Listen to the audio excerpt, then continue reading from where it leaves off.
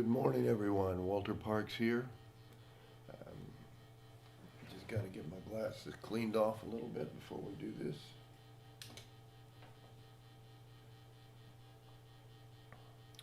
We're coming to you this morning on WPVM FM out of Asheville, North Carolina, 103.7. And that's on your dial. And globally at WPVMFM.org. And of course on YouTube and Facebook and all that stuff. This is Sunday morning hymns and hollers. And I think I've got a pretty good little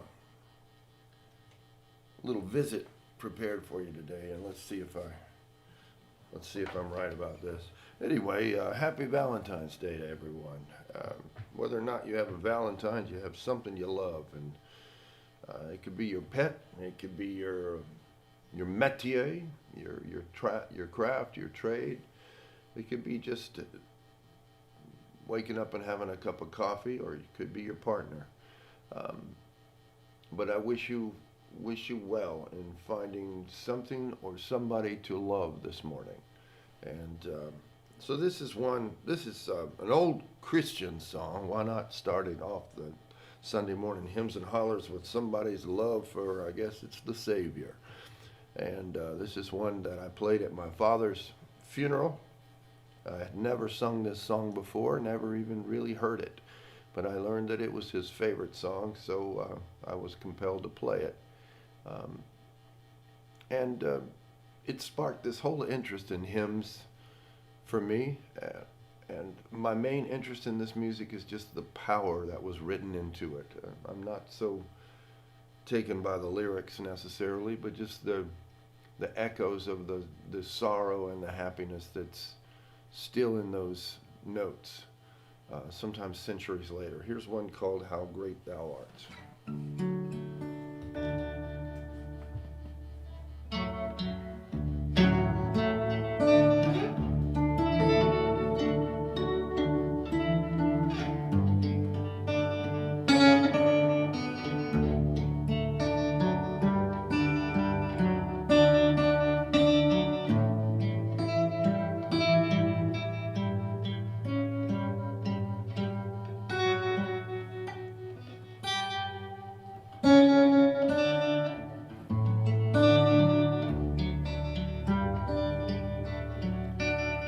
Lord, my God, when I in awesome wonder consider all the works thy hands hath made, I see the stars, I see the rolling thunder,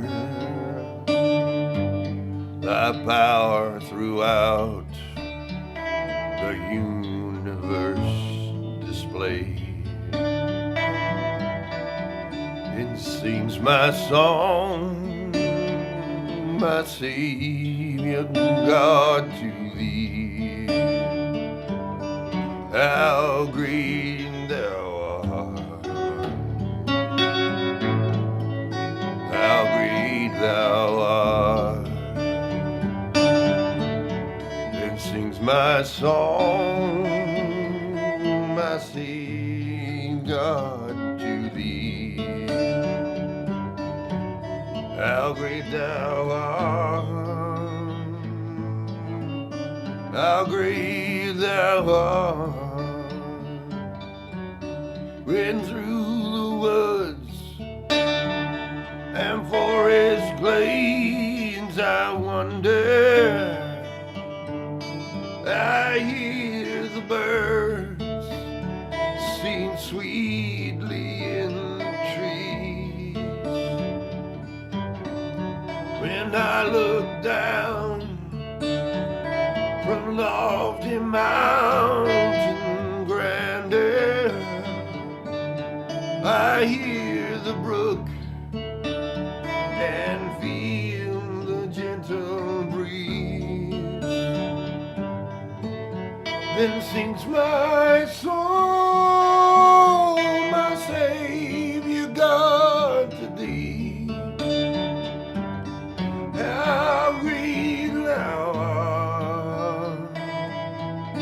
how great thou art. Then sings my soul, my Savior God, to thee.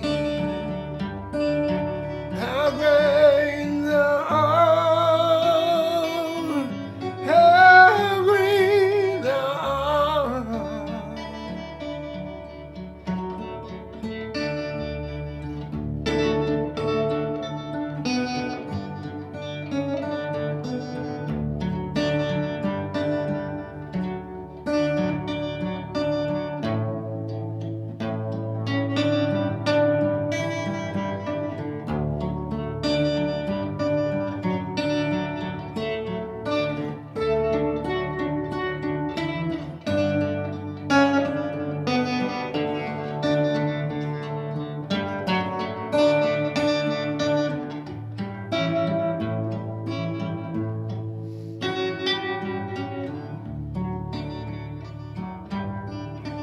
Oh Lord my God, when I in awesome wonder consider all the works thy hands hath made, I see the stars, I hear the rolling thunder, thy power throughout the universe display. Then sings my soul, my Savior God, to thee. How great thou art, how great thou art. Then sings my soul, how Savior God, to thee. How great thou art, how great thou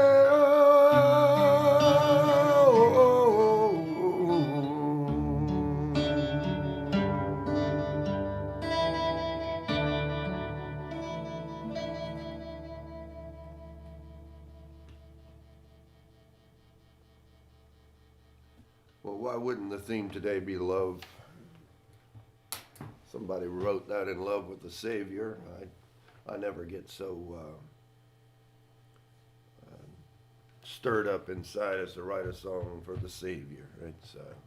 I'm not even sure I buy all that, but nonetheless, what we are is together today, and I really appreciate you being here.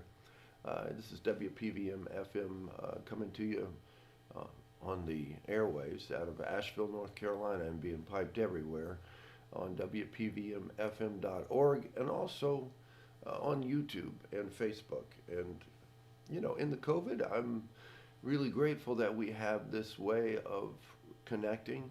And as always, I do appreciate your support. And check out my website if you can at some point. There's little stories and bits and pieces from my treks around the world, and thoughts on leading an artistic life and kind of what the import or not of that is. And that's kind of what I want to talk about so much today. I talk about it all the time. I think the pursuit of an artistic life is quite spiritual indeed, and I think it's very applicable for a Sunday morning. I will say this about love, though. It's, you know, who am I to say that somebody's love of a Savior is any less or more valid than my love of the guitar or my love of music? And it's, you know, at the very least, I'm really, really grateful that people throw themselves into a cause or throw themselves into something they believe, because at the end of the day, that gives them something to wake up to in the morning. And And sometimes you just have to believe in something. You just have to believe that what you're doing is worthwhile. And the older I get in life, and the more experience I have with this, and I don't mean just this guitar, but any guitar, I say to myself, what is the harm? I can analyze and think about what's the opportunity cost of my time of playing, learning a song against doing something else productive, maybe repairing things around the house or building shelves or possibly investing in the stock market or whatever else I might think of to do to make money or whatever. But I've asked myself more and more, why isn't it okay to just let this be the most important thing for me? And you might wonder, why is that even a debate, Walter? You've been doing this for so long, those of you who know me. When I was 14 years old, I pretty much knew that I wanted to play music. But the problem is, and for me and for a lot of people, it's, at least, and especially I think in the United States, it's just not thought of the arts as a serious endeavor. And I harp on this because it troubles me and still troubles me. I still have this voice inside my head, even to this day, at 62. Should I be doing this? And I'm not saying I'm plagued by it every moment, but every day there's thought of, like, maybe I should be spending more time at my computer, hustling for gigs or publicizing myself. And to be honest, I pretty much at this point despise all of that because it takes me away from this. And the older I get, I'm just becoming more and more okay with the blessings that I have been given. And I do believe this is a blessing.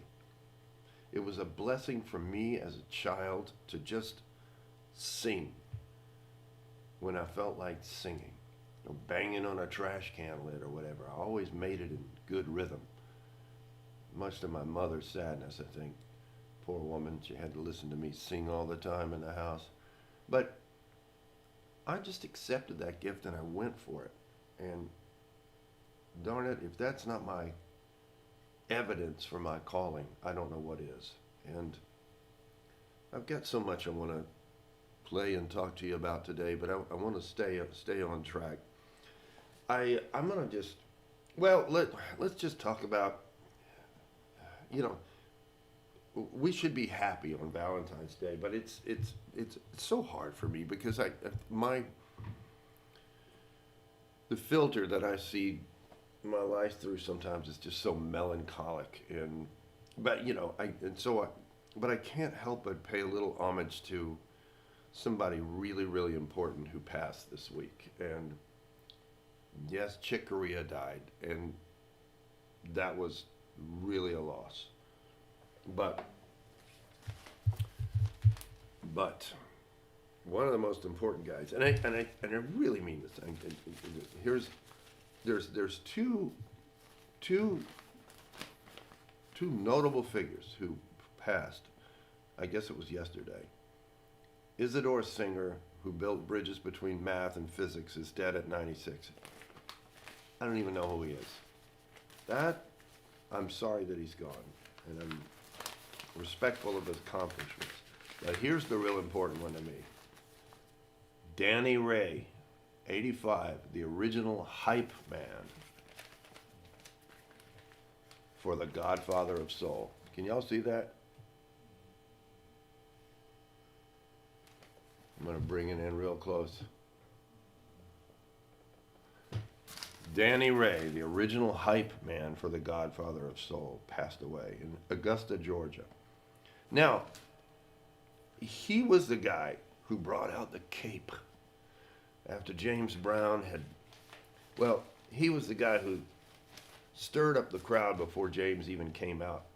So the band would play for like 15 minutes and he would come out and get everybody all kind of frothed up and ready for James. The band, all the while, the band was essentially rehearsing and they were doing a sound check.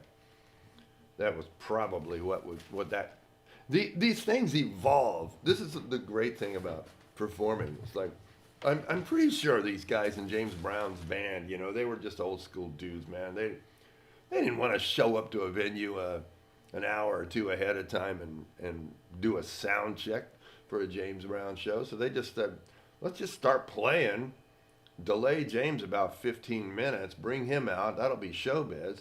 And during that time when we're playing and kind of getting the crowd frothed up, the sound man's getting the sound right. I love that.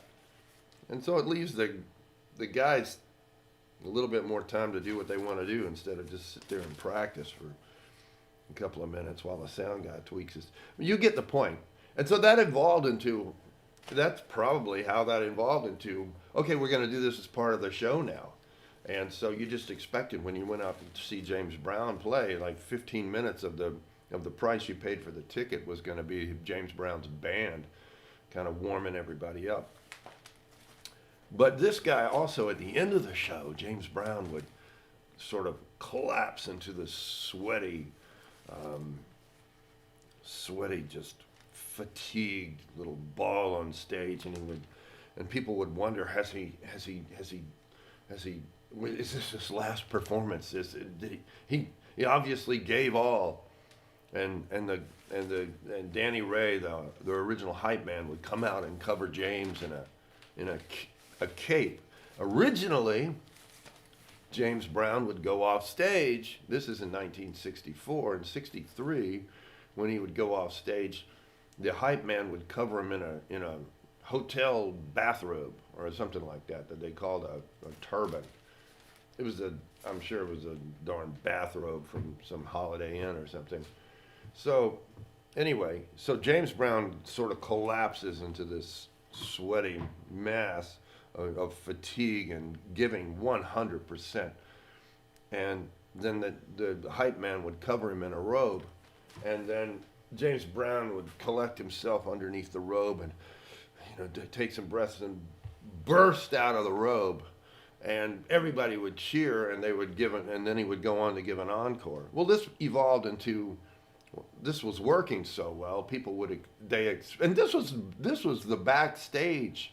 And initially, this was all happening side stage. And so eventually it evolved into being a part of the act, and the towel became a cape upon which was written "The Godfather of Soul," and he would burst from the cape.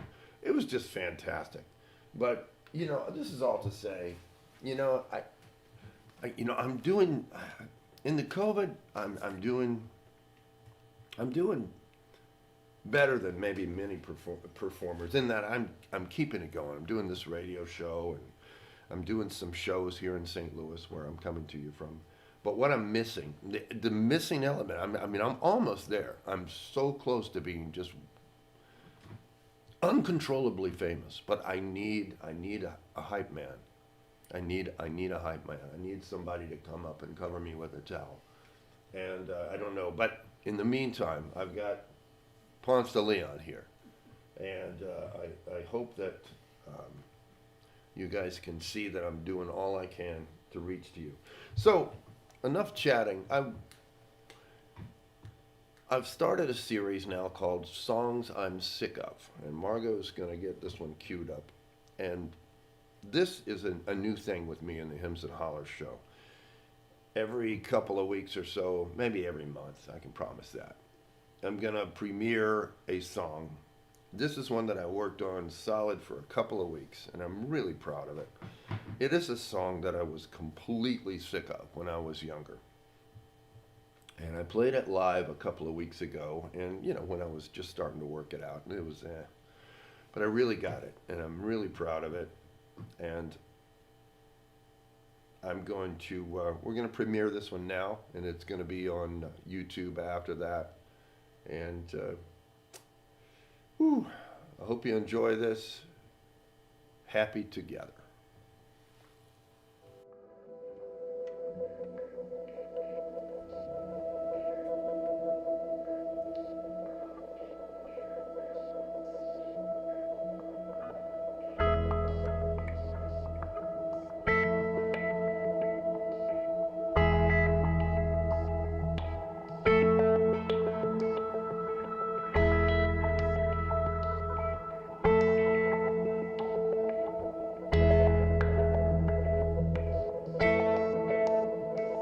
imagine me and you, I do. I think about you day and night.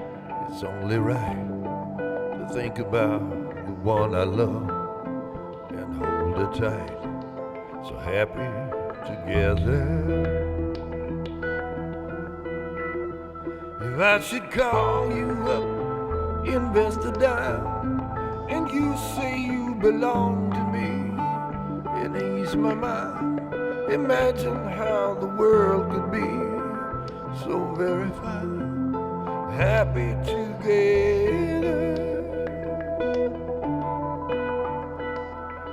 I can't see me loving nobody but you for all my life. When you're near me, darling, the skies will be blue for all my life.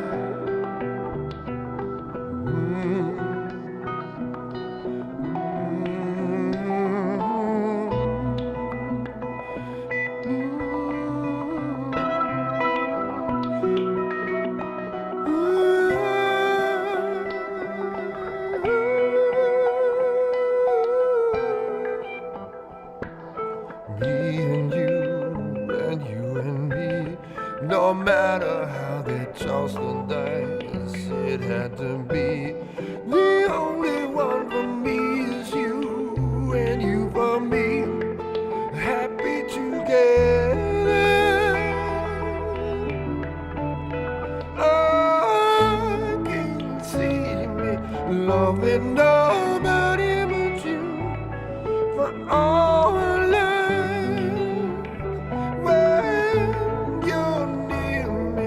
Darling, the skies will be blue for all my life. I can't see me loving nobody but you for all my life. When you're near me, darling, the skies will be blue for all my life.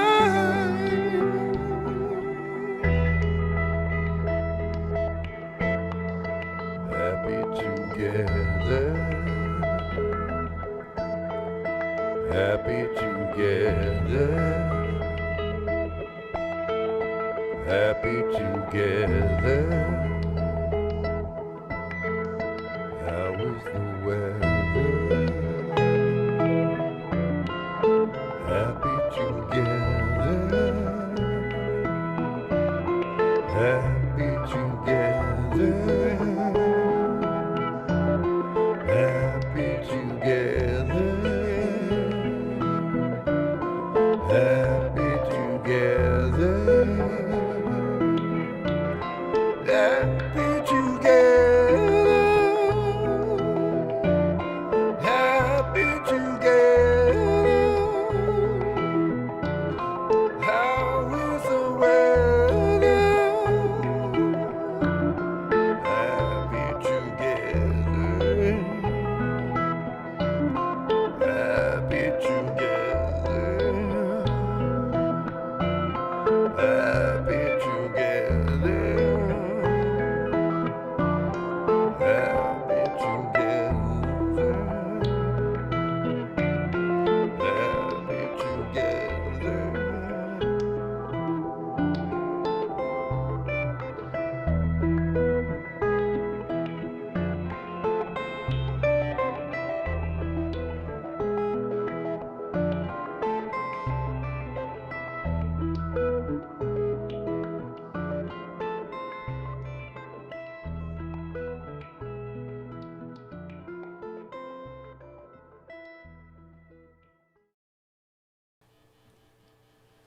Whew. I hope you enjoyed that. That was real satisfying to bring to life. I know it was. I played that for my buddy Jagoda. He said that's the saddest happy song I've ever heard in my life. You make me want to go jump off a bridge or whatever. You know, my point was, and I talk about this a lot. I took a work of somebody else's art and I did it my own way. And what I'm enjoying about this exercise, this adventure of mine called Songs I'm Sick Of, is that I asked myself, well, why? First of all, these are not songs that I think are bad songs. They're fantastic songs. I'm very envious that I didn't write them. But in all of these cases of the songs I'll be covering, I've just heard them so many times, as probably have you. And so I want to fall in love with them in a way, if I ever did. I want to get to know them in a different way. I want to see them a different way. I want them to stir up different things inside of me. So I roll up my sleeves and say, I want to have my way with you, in a sense. I want to see how we can work together so that you can be, I can be more of the, I can be a part of your greatness, in a sense. And that sounds egotistical, but I just, maybe it is. I mean, it's like, I feel different I feel like I'm dancing with the song. I almost like I'm partnering with the composer in a way now, because I've taken it on, and I've interpreted the song in a totally different way. It probably never would have been a hit that way, of course. But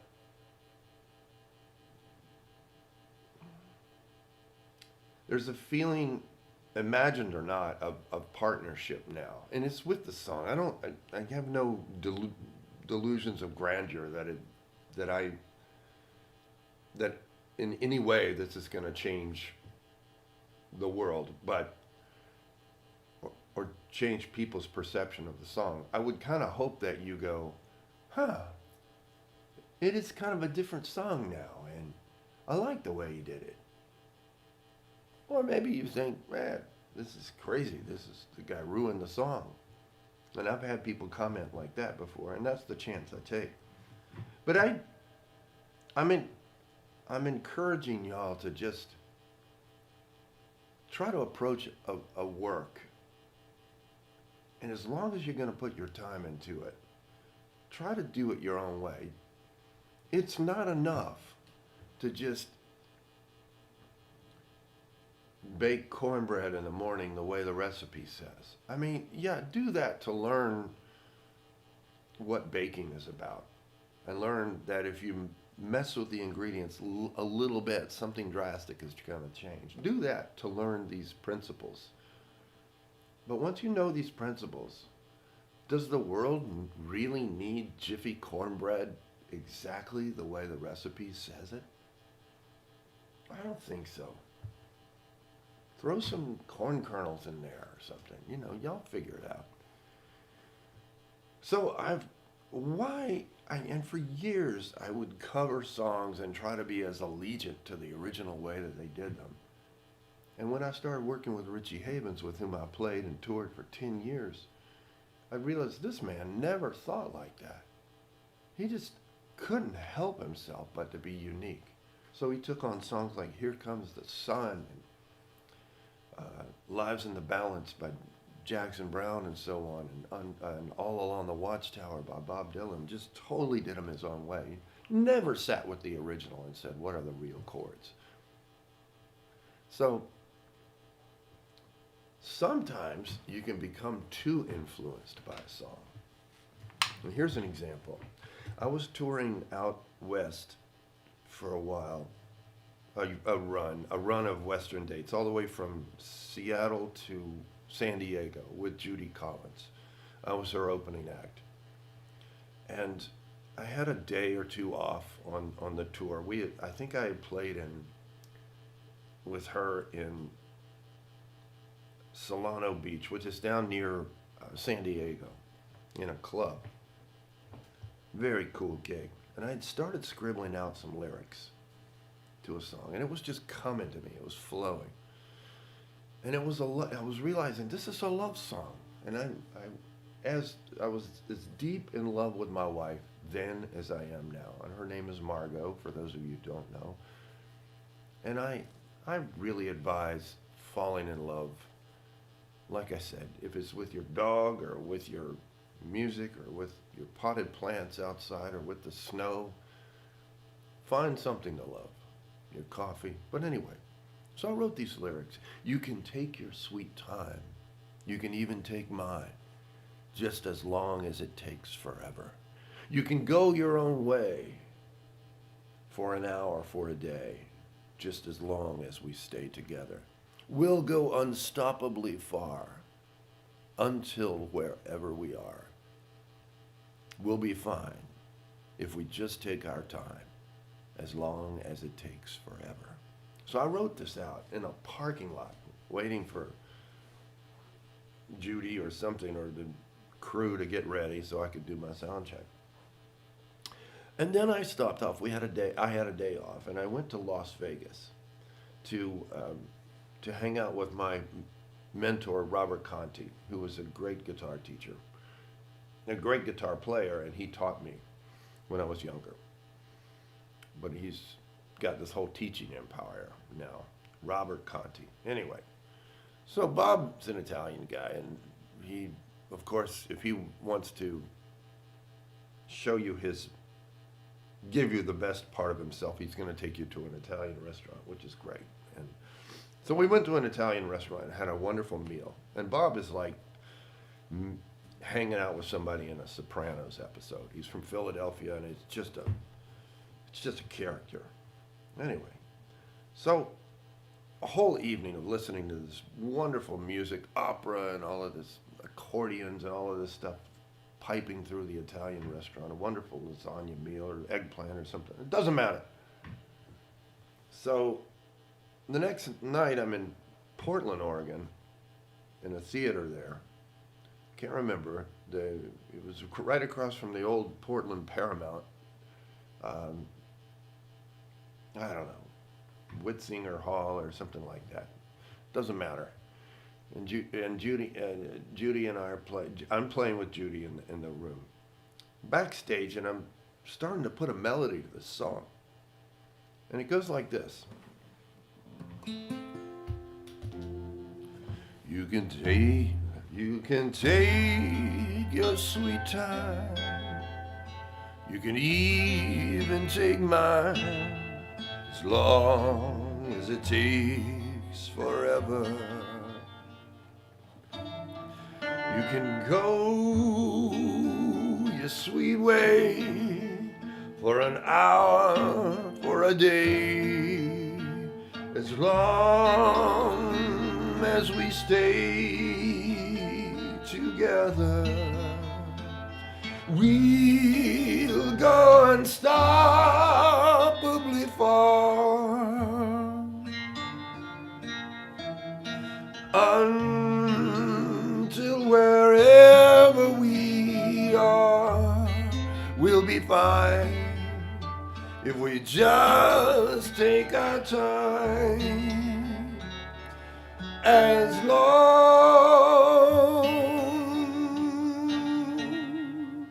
as it takes forever. And I played that for Russell, Judy's pianist, backstage, and I was just so happy about this new song, and it just fell together. He goes, Walter, be careful. He says, that is Bella Notte from The Lady and the Tramp. And I go, The Lady and the Tramp? No, he told me, that's The Lady and the Tramp. And I said, The Lady and the Tramp? How could I have... I don't listen to Walt Disney movies or whatever it is, Snow White. The Lady and the Tramp. I said, where would I have heard that? And then I was like, surely he must be wrong.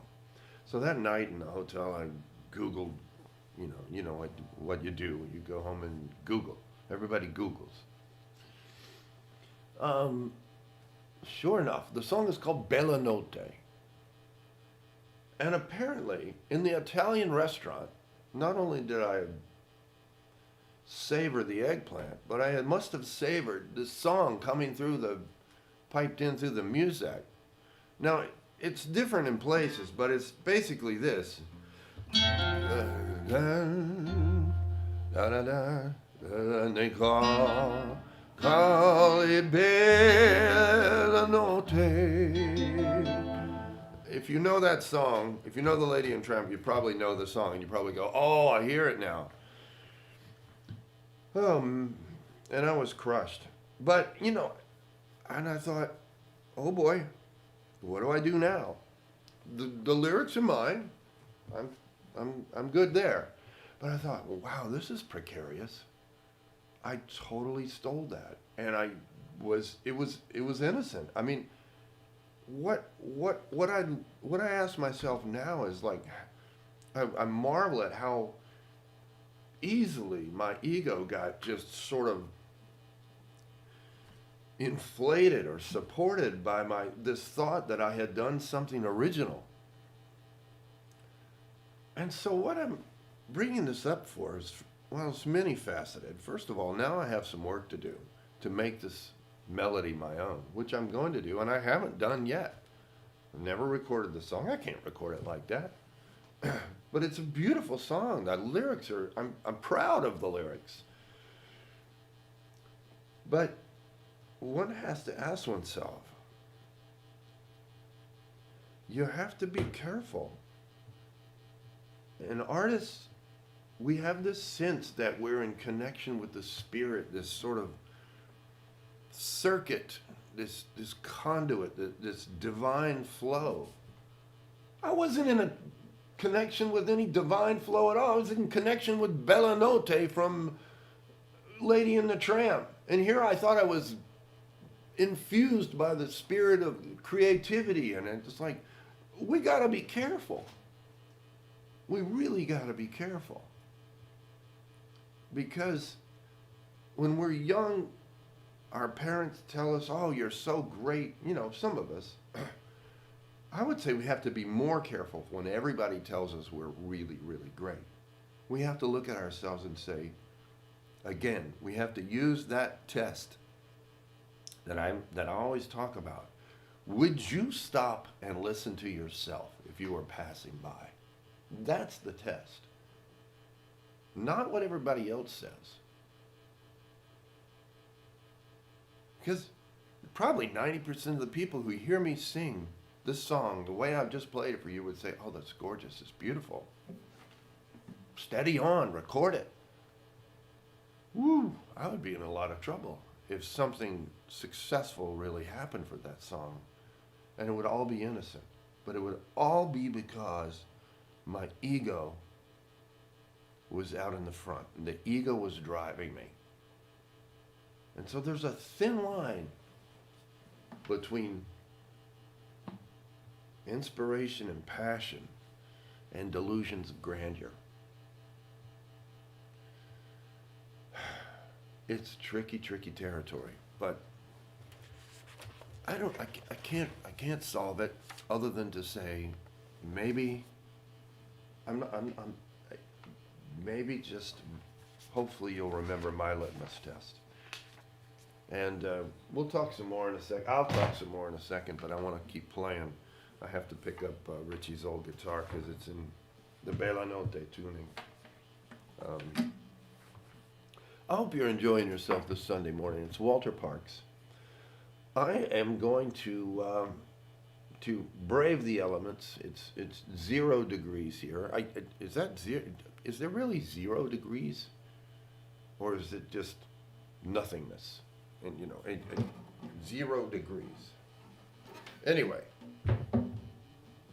it is below freezing, and it's 0 in the Fahrenheit world today. I'm going to brave the elements in a couple of days and go out and play in a place called the Blue Strawberry. And the room is getting close to being sold out. I'm really, really proud of it. I've had good press this week in the St. Louis Post-Dispatch, which is the St. Louis equivalent of the New York Times. The local paper, the Webster Kirkwood Times, featured me, and I'm going to be on St. Louis Public Radio this Tuesday. and Margot can maybe post a link to that show, and they'll be talking about my swamp research and a new record that I have called The Unlawful Assembly with Stephen Williams, which is all these spiritual songs we've redone, and it's coming out soon. But so that's what's going on this week with me.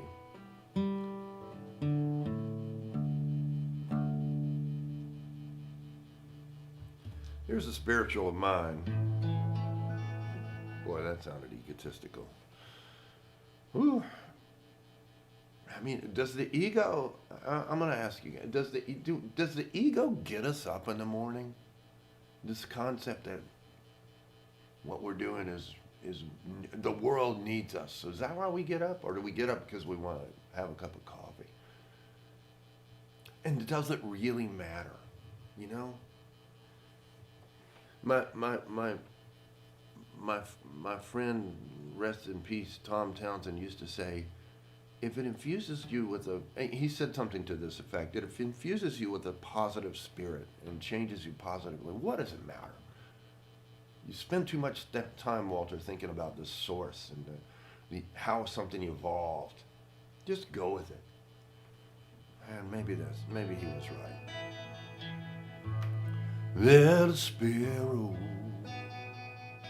sing a song for the angel who don't belong. She don't matter, not like she should, in the devil's neighborhood. Little angel, I was blind. I thought I'd catch you and make you mine. I thought I'd save you, but what from? You're already loved by everyone. You can take me with your truth. You can be my living proof. Wanna see the same world you do too, from the angel's point of view. Let the weeds on the ground, an angel, no one's around. I can't fly, and the sky's not blue. There's too much trouble to fly through. All I wanted was the truth, so I looked for a man in you. Wanna see the same world you see too, from the angel's point of view.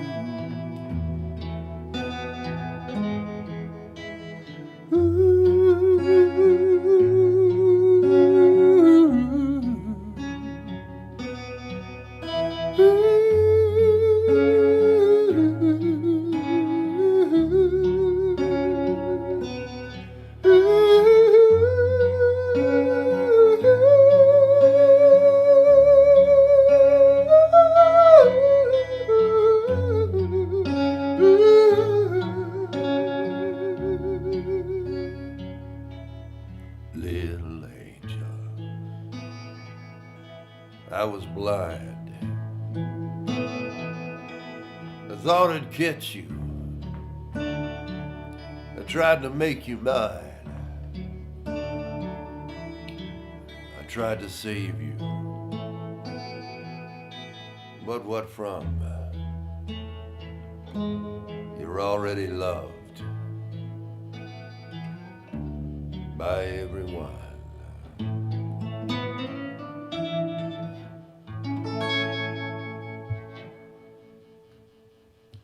The Angel's Point of View. That was my song.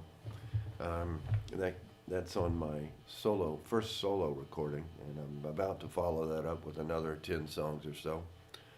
And so once I get to the one before that, all safe and securely my song, Make It Last Forever, I'll include that as well. I can't wait to record this record, and I hope y'all stay in touch with me throughout the rest of the year. I don't know if I'll be doing these Sunday shows after the COVID, but I'm going to keep going as long as we're all kind of sequestered and because this is how I reach to y'all and how y'all reach to me. It's just not a one-way thing. That's what I love about this. It's not really just me preaching. I get y'all's comments, and I bet you that this COVID and these sorts of broadcasts, not mine necessarily, but I wonder if it changes the way pastors and so on deliver the gospel or whatever it is there. I could see a people on their cell phones or something just tweeting back to the pastor as he or she is giving a sermon, and he's got a little laptop right there, or maybe that's a bad idea. Maybe we should just all pay attention to the words. But the COVID is changing us, and a lot of cool things are happening for me in the COVID. I have to say, I feel like I get sick all the time, but the COVID hasn't got me yet. But it's my feeling that the COVID is attacking us all the time, and some of us are more resilient. And I really feel like I've been under attack constantly. Because sometimes I just go down, and then I'll go get my test, and I'm clear. And I do it all the time. I mean, I'm on a first name basis with the Q-tip guy. I mean, they pull up. Oh yeah, it's Walter, the guy with the cool beard. Yeah, okay. Who's gonna do him today? I mean, that's what's going on. I'm on a first name basis with the Q-tip guy in the COVID. But you know, at least I've got some friends. Anyway.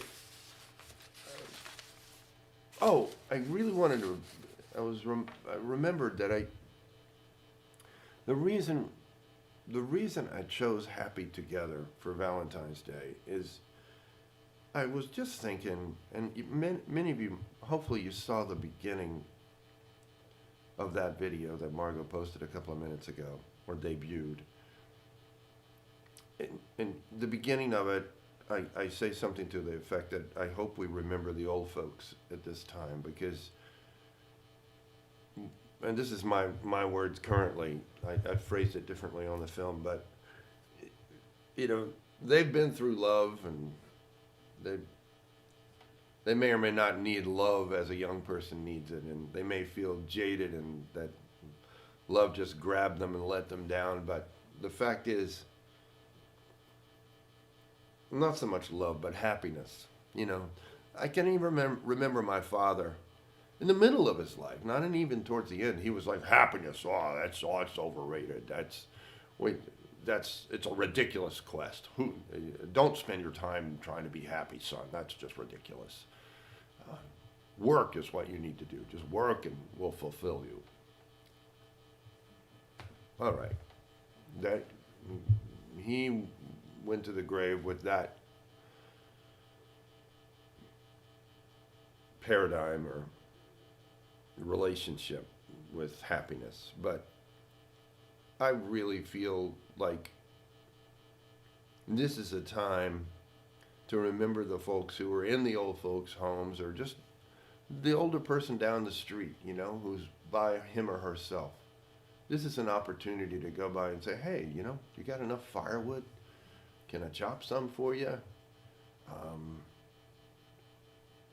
Can I scrape off your sidewalk? Or better yet, just do it. Don't even ask.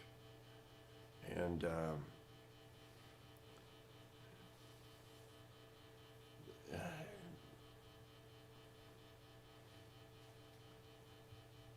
another cool thing is just going by somebody's house and that you know is alone in there and say, look, here's my card, here's my number, here's my email address. If you need somebody, we're here. Just wanted to say hello, we're here. I did that kind of thing in Jersey City where we used to live. I haven't done it really so much here in St. Louis.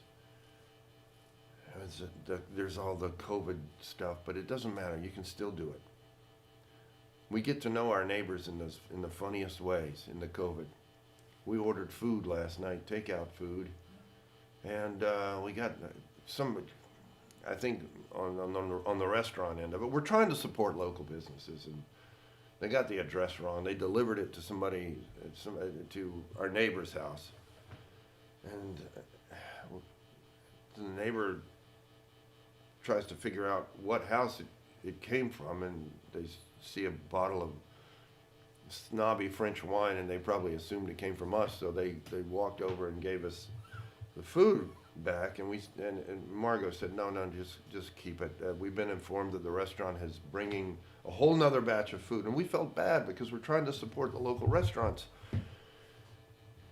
But this started a conversation with our neighbors, and it was kind of one of these awkward moments of bringing people together just because of a mistake, because of the COVID. Otherwise, we would have been, would it not for the COVID, we would have been eating in the restaurant. But we had this nice Valentine's meal delivered to us in his bag with wine by our masked neighbor, who we got to know a little bit better because of the COVID and because of this mistake. And then we got another meal brought from the restaurant, which we tried to pay for a second time because we felt bad, but they did not take money. And this is, by the way, a great restaurant in St. Louis called Olive and Oak. Do I have that right? The Clover and the Bee. The Clover and the Bee. The Clover and the Bee, we got the Fox and Crow, we got Arm and Hammer. There's all these things, but it's called the Clover and the Bee. And we love this place. I love it so much I can't remember the darn name. But I do remember my wife's name, who I love more than any restaurant. Margot Parks is her name. All right. What's happening? This week I applied for a grant. Would that I were to receive this grant, it would be a pretty major chunk of change. And it will allow me to record a work that I am really excited about, and it's going to be called The Vault Allure. And it is all the instrumental music that I have composed and that I will compose as we continue to present The Vault Allure in Jersey City. The Vault Allure is a concert series outdoors that didn't happen last year because of the COVID, but it's a free festival that leans towards traditional music, opera and classical music with a little bit of modern electronic, a lot of modern electronic music. We'll end up doing something similar to that in St. Louis that I'll talk about when it materializes and gets closer. But I'm already talking with the mayor and the Parks Council and the Arts Council, and it's really, wow, I'm excited. But one of the pieces I wrote for the Vault Allure in 2016 was called Ordinary Things. Now, the way I do this is I write these things out, and because I have no memory for even my own music, I will write these things, and if I don't write them out, this is pages. This is like 5 pages of this stuff. In this case, this is all guitar tablature, because that's the easiest way for me to replicate it, and it's in weird tunings. I generally write my instrumental music in strange tunings, so it would take me forever to write it out in traditional music notation. So I just do it in what they call guitar tablature, which basically says put your little finger on this string on this fret. It's sort of elementary, and the classical snobs hate it. But if you're playing in an altered tuning, it's the only way for me to, as they say in the US and A, get her done. So I get her done. I write it down. But for the Chamber Music America grant that I had to do this week, and that I labored at, I'm trying to find this. Oh, here it is. I had to write this out for jazz guys. Jazz guys are judging me. Chamber music or classical musicians are judging me. Somebody's judging me who is, as we say, legit. And tablature is not legit. So let me drive home this point again.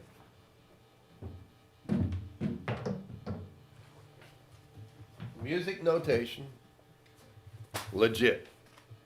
Tabulature, not legit. All right. Who cares?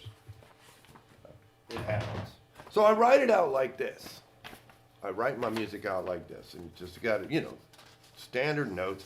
And it takes me forever because I'm translating. One guitar's in a different tuning, and then I've got a regular tuned guitar, and it's just frustrating and tedious. But it's my music, so I'm enjoying it. And this is really original. I didn't copy this.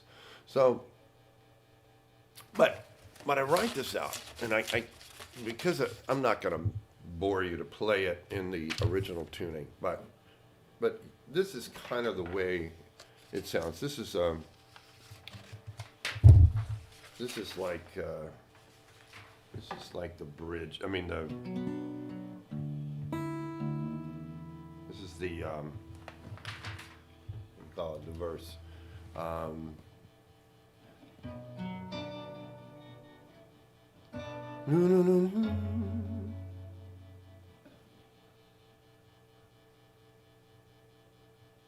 can't even remember the lyrics. Don't know why. I don't know. I can't imagine a day without you. La la la la la la la la. This is not a performance. I'm just demonstrating something for you. La la la la la la la la la. I just say ordinary things. All right, the point I'm trying to make is, if when I write this out in just standard form, standard musical notation, and put a standard guitar chord to it, B minor, F sharp minor 7, A, G. Hopefully half of that you haven't left yet, but I think I'm gonna make an important point here. I'm trying to, at least. Margot's telling me something I need to know. Oh, we're about to lose the radio station. WPVMFM.org. Please stay with me. Switch over to Facebook if you can. It's 103.7 WPVMFM.org. This is an important point. I want you to stay with me. And I'll see you next week if you're just listening on the radio. So, don't want to think about a day without you. Don't want to think about what I might do. No. I spent forever on the day I found you, and we'd say ordinary things. So that's pretty and everything, but believe me, when I play that in the original tuning with the original fingerings, I'm proud of it. I don't mind saying it's gorgeous. But here's my point. When I listened to it in standard tuning, my own work, I thought, well, this is just a B minor chord. It's just an F sharp minor 7. It's an A chord. It's just plain A chord. And because I created it in this exotic altered tuning. I thought it was all this special. It was just uncharted territory. Nobody had ever played this sort of thing. But then I translated it. And I'm bringing this up to just hopefully encourage people to think about the concept of translation. And, you know, is that really what's going on with the different religions of the world? You know, some other culture might have a fancy name for God or whatever. And we think it's, you know, some of us think, Allah. Why would you ever believe in Allah or whatever? And they're saying the same thing about us. It's just like they reduced this concept of Allah down to this guy named God. God? Can't he have a more dignified name than God? Allah sounds, you know.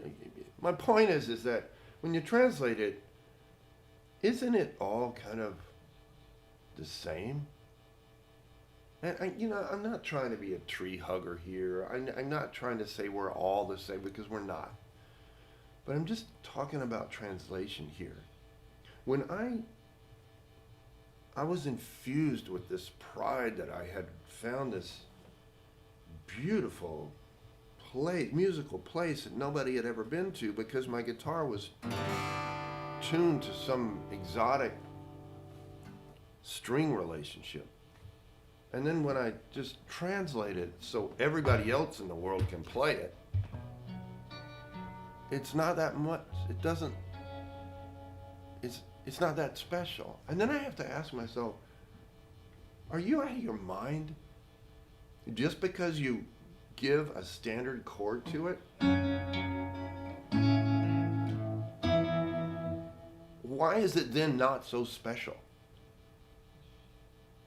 That's absurd. That is artistic ego. That is negative, and it's turned around, loaded, and fired against the artist. It is ego locked in the chamber, locked and loaded, and turned around, and it just defeats the artist. And it's nonsense. And at the end of the day, I had to accept that I'm really glad that I translated this to standard tuning and standard musical notation, because now maybe it can be appreciated, and maybe it can reach out, and maybe have a life beyond. When they put me in the ground and the worms get me, which I hope they do instead of formaldehyde, but when the worms get me, maybe people will be playing this because I took this time to write this out. And maybe people will say, oh, it's just a B minor chord. But I don't think so, because if you listen to Satin Doll, I'm going to give you an example. And I haven't rehearsed this, so I'll probably mess it up. For years, I thought Satin Doll was just D minor 7 to G7, D minor 7 to G7, and then up to E minor 7, A7. And I thought, oh, okay, it's not that big of a deal. It's not that complicated of a song.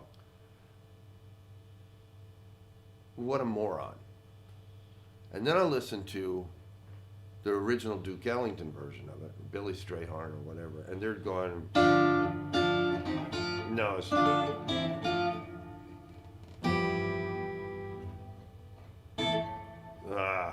So it's basically, hold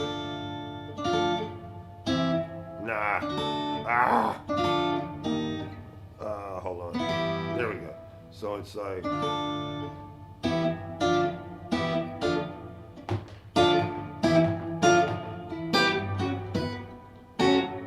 can't even do it that fast. My point is, for years in my tuxedo at country clubs in Jacksonville, Florida, I would go,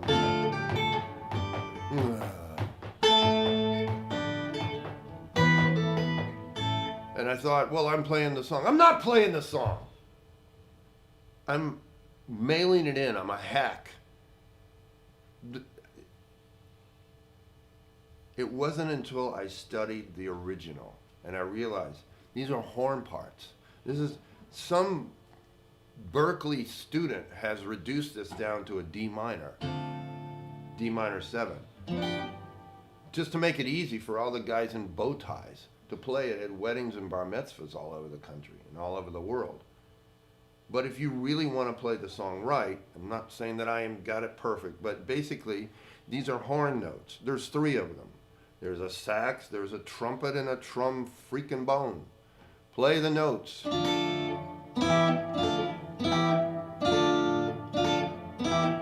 hear that? And it starts to sound like something. It starts to sound like the original. You're honoring the song when you learn it like that. And once you learn the way it originally was done, then you can do your own thing with it. And that thing would definitely not be what they call the real book version of a song. So don't be a real book version in the kitchen. Don't use the Jiffy cornbread recipe of, let me see if I got this right. You pour the cornbread into the bowl, you add 1 egg and maybe 1/3 of a cup of water. No, 1/3 of a cup of milk. Something like that. And there you have it. The real book version. No, it's not even the real book version. Yeah, that is. Because the actual version would be getting out and grinding corn on a stone or something. So they've reduced it to this Jiffy recipe. You get my point. Do your own thing with it. That way, you honor the blessing of your creativity. And that's what we do here on Sunday mornings. Is if you want to give thanks to God, your creator, if you believe Allah, whoever, whatever name you call it, Thurston. I call it, for the sake of today, we'll call God Thurston because he's my dog and I love him too. And he's probably right outside. I hear him, as a matter of fact. But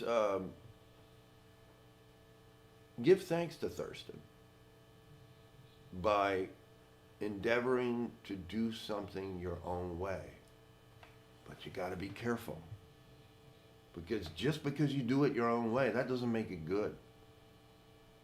It makes it good when you would stop and listen to it. Or you would stop and look at it if it was in a museum. Or in a blindfold test, you would taste it and you would go, this is heavenly. Anyway, I feel like I've talked a lot today, but this was, I think I covered some stuff that's really important to me. And here's a different kind of love. And this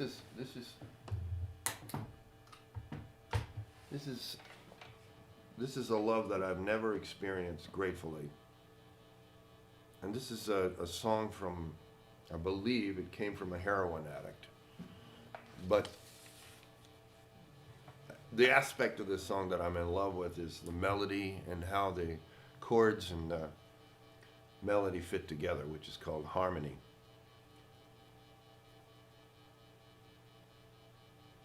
I didn't care for this song. It's a 9 Inch Nails song. I didn't care for this song until I heard, actually, to be honest, I didn't even know the song existed until I heard Johnny Cash do it. And then I started playing it, and then it was too much Johnny Cash in me, and I thought, what can I do to be myself here? And I want to say one more thing before I start this song, and this is going to be the last one I play for this episode.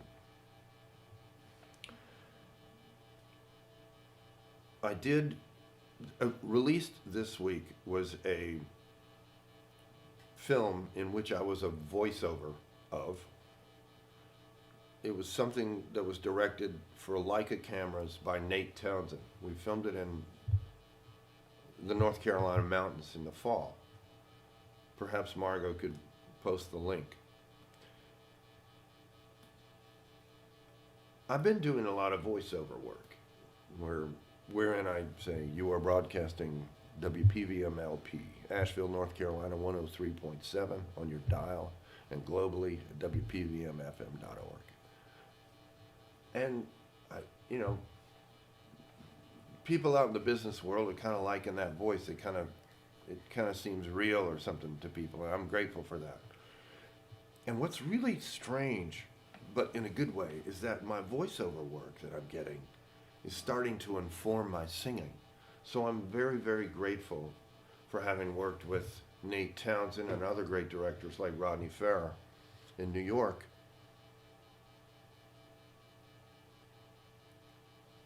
I never thought that commercials or artistic movies or being an actor in them could inform my singing. And I would show up at these movie sites and say, no, I'm really a musician, you know, this is my thing I do on the side. I'm a living person. I'm an artist. One should not pigeonhole oneself. That's what I'm learning. I'm accepting the gift. Thank you, Thurston.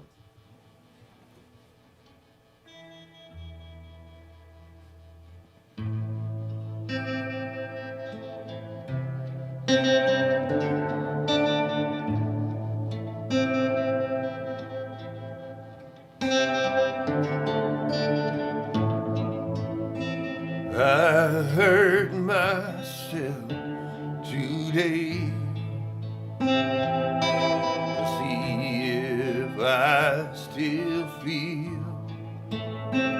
I focus on the pain, the only thing that's real.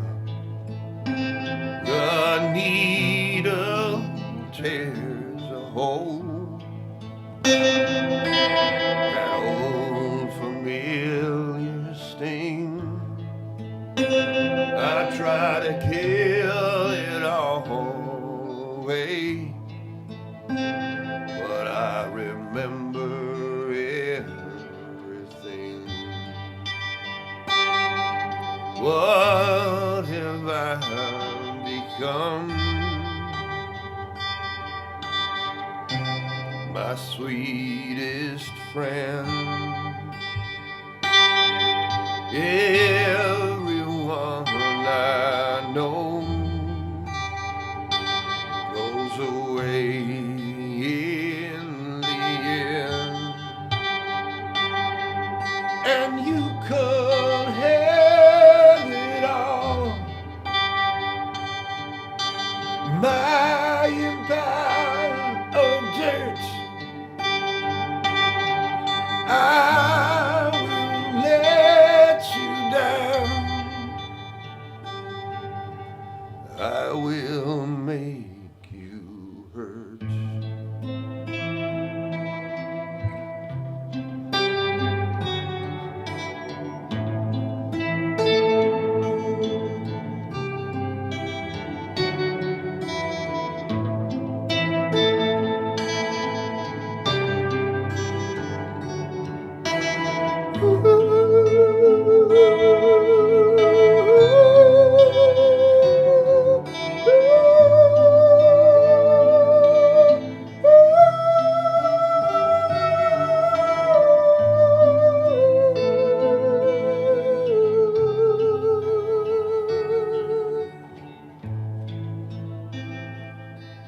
I wear this crown of thorns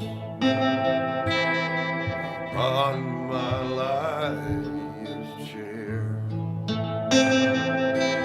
full of broken thoughts that I just can't repair. Beneath the stains of time, the feelings disappear.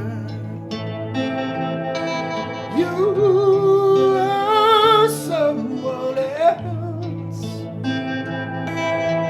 I am still right here. But what have I become?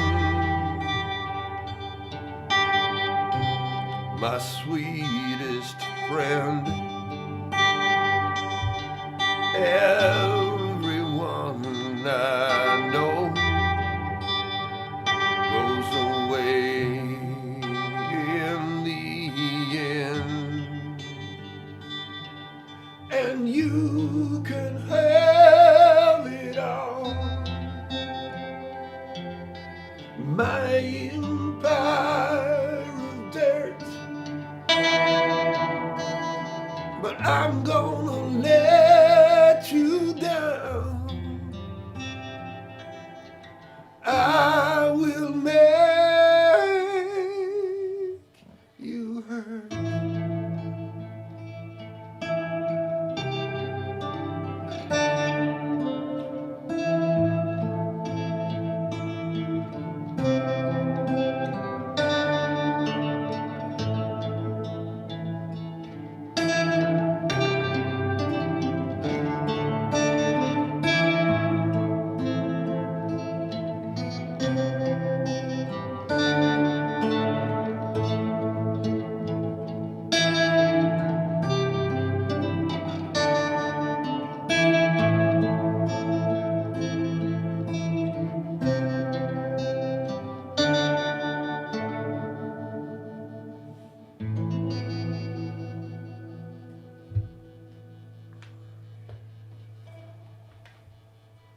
Well, I would say that's going to have to be a wrap today.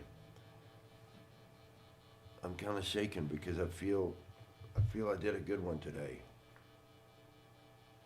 And I want to remind y'all that it's okay to say to yourself, I did a good one today. Because most of the time I'm mad that I missed the mark. And I'm sure probably a lot of y'all are too. Shoot for the mark. Be careful of that thin line between delusions of grandeur and just self-belief, imagination. It's a thin razor's edge. And it's not always good just because it comes from you. But what is good that you're trying? Happy Sunday. Happy Valentine's Day. Stay safe in the COVID. And maybe I'll see y'all on the live stream. We're doing a live stream, a proper live concert. I won't be talking as much. At the Blue Strawberry in St. Louis, Missouri, this Thursday night, February 18th. I'm looking forward to that. The room's almost packed already with reservations, so for being in a town that I've only been in for 6 months here, I'm kind of happy about it. I'm proud of it. And I thank y'all. Bye-bye.